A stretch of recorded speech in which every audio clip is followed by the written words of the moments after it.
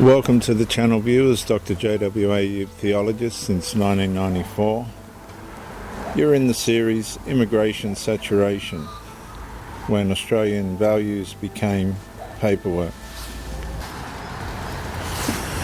The previous episode examined welfare, citizenship, allegiance and taxpayer stewardship.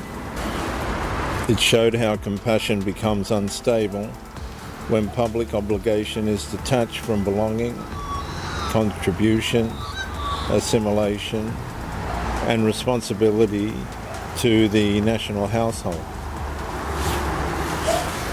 Australia still speaks about values. The words remain visible in forms, statements, ceremonies, policies, websites, school language, visa expectations, and citizenship language. Rule of law, freedom, equality, respect, responsibility, democracy, opportunity, lawful participation. But words can survive after enforcement weakens. And that is where the fracture begins.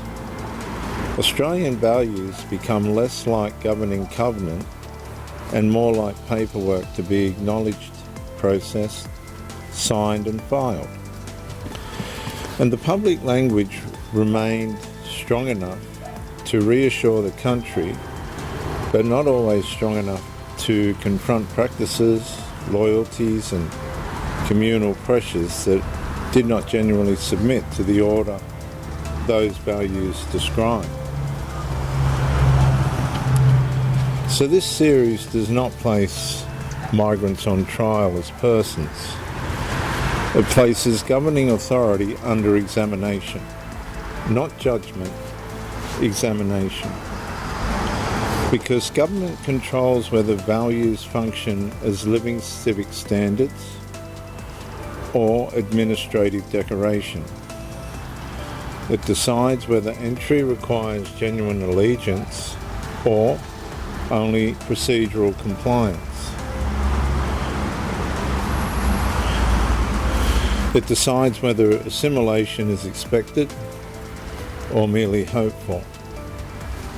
It decides whether civil law supremacy is enforced when private ordinance, religious pressure, family expectation, or closed community authority conflicts with Australian public order. And that distinction matters.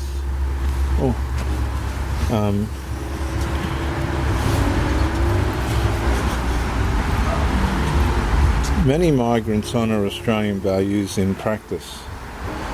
They obey the law, respect neighbours, raise children towards civic belonging, contribute through work, and gradually bind themselves to the freedom and responsibilities of the country. They are not the issue.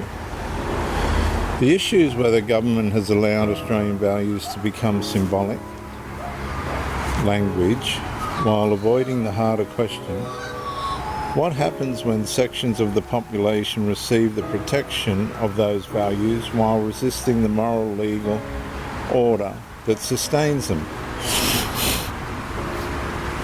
Freedom of religion cannot mean freedom to build a parallel jurisdiction.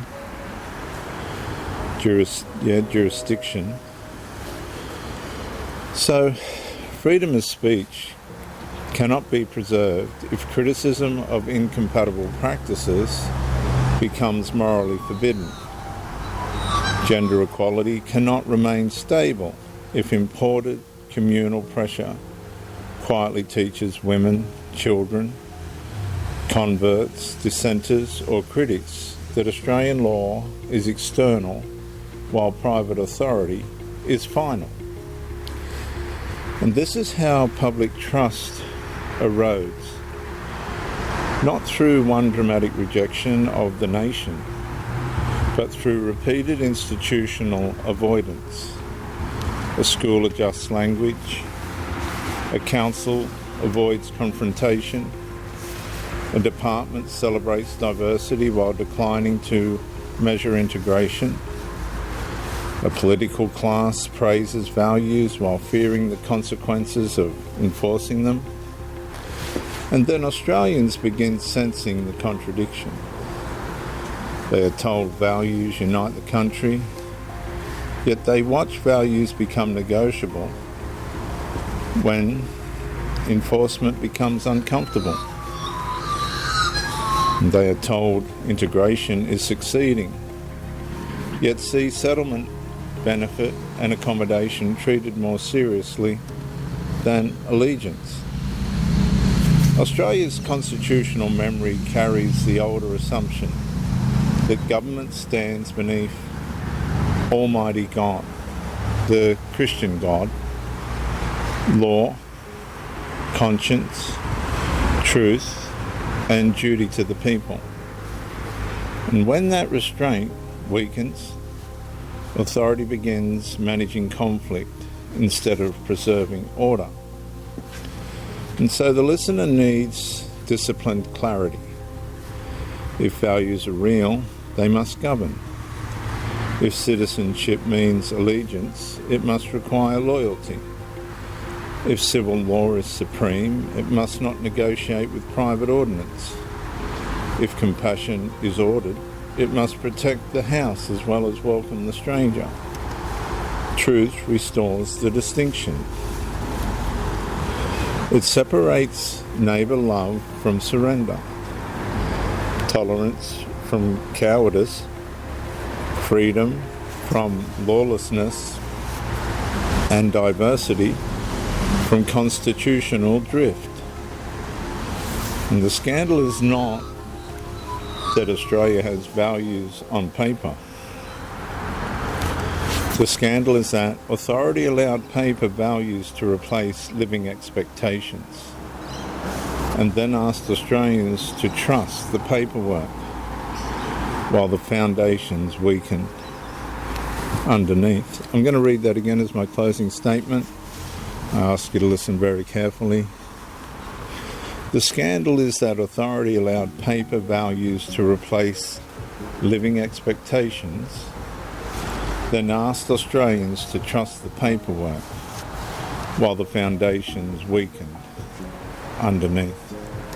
I'm Dr. JWA, theologist, Central Coast, New South Wales, Australia, since 1994. Like, subscribe, comment to educate me, share the video to help somebody else.